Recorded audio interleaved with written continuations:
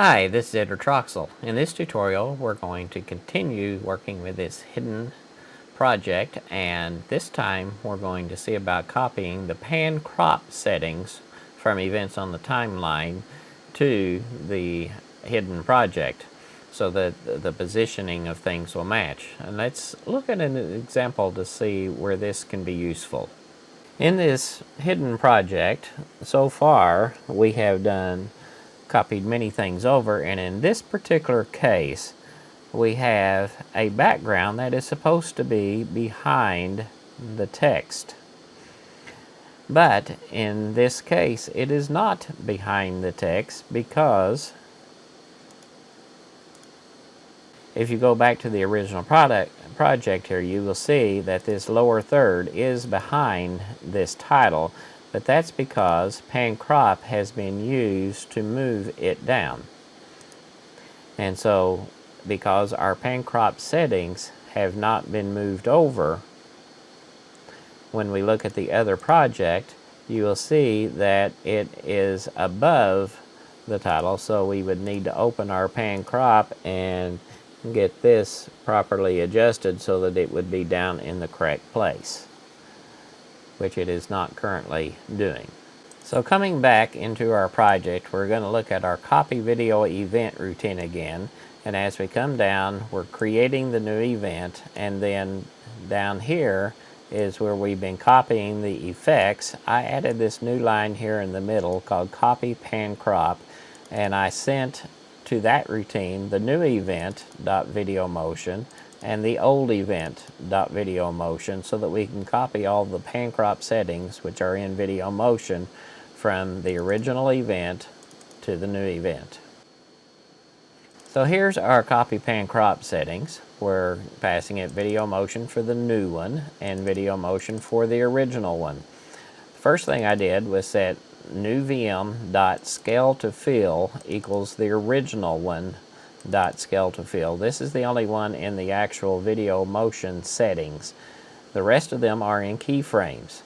And so I created me a new video motion keyframe, which I called new KF, and I just set that equal to null.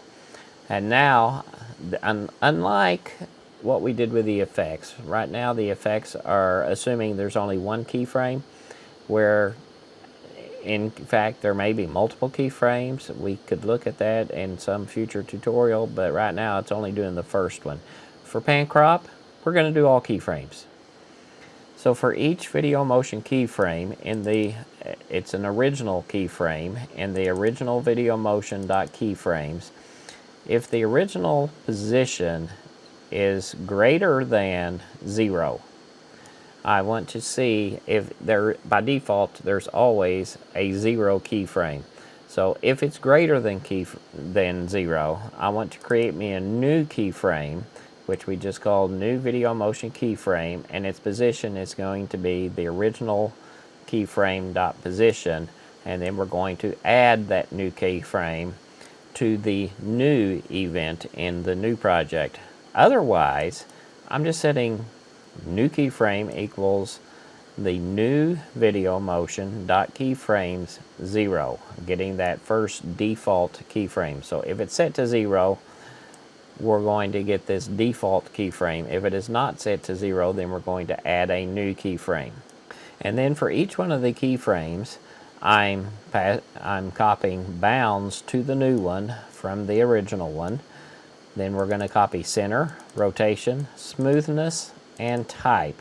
And those are all the different settings. Now bounds, that combines all of the top left, top right, bottom left, bottom right, so we can do them all in this one setting. We can just do one bounds. And then it's going to do that for each keyframe.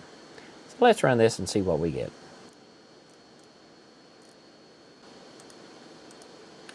Now we'll open the new project.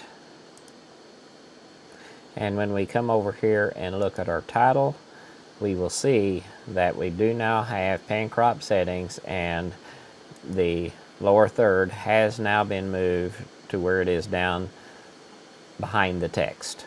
So we have now copied over effects and copied over pan crop for the events, and so now it's looking really very close to the original. Obviously, there's track motion that could come into play and other things. We have not looked at those at this point, but right now, I mean, we have a very close. There's very little that has been missed here in copying over to this invisible project. Now, like I said in a previous tutorial, you can do this all in the current project as well. If you wanted to copy these, say, to a different track, if all of this information needed to be copied somewhere else, that can be done in the current project too. It doesn't have to be only in this hidden project. But right now, we've seen that this hidden project has potential for some power that we've never really taken into consideration before. So like, subscribe, and we'll see you in the next tutorial.